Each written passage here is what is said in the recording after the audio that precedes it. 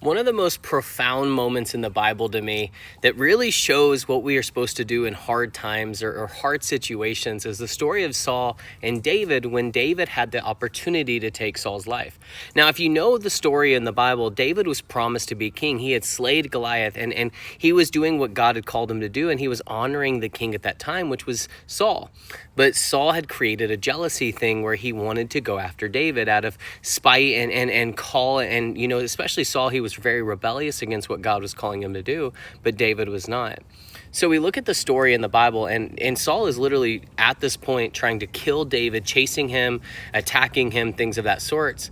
But the situation is reversed when David is actually sitting in the cave and he's behind Saul. He has the opportunity literally to take Saul's life and end his suffering, yet he chooses an alternative. He takes a little bit of the hem of Saul's cloak, and he doesn't take the opportunity, despite his men saying, here is your opportunity. This is where the culmination of all your promises is. This is where your moment starts to become king. See, David could have taken that easy moment of opportunity and believed it was God and became king, but he didn't.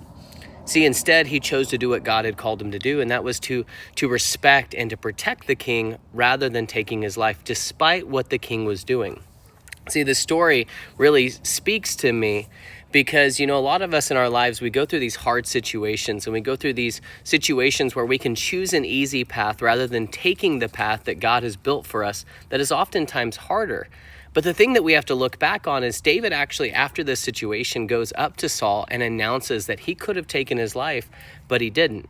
See, this was a moment that changed the entire trajectory of David's life, because that single moment was telling God and showing everybody that he was a true man after God's own heart, and that he was willing to take suffering and pain over temporary gain.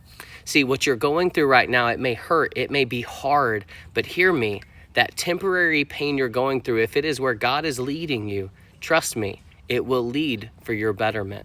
See, David became a king after his suffering. And God is going to use you in mighty, powerful ways, more than you could ever know. Maybe a better job than you've ever known. Maybe more provision than you've ever experienced. Maybe a healing over from this illness. And even if that's not the case, know that at the end of this story is your victory.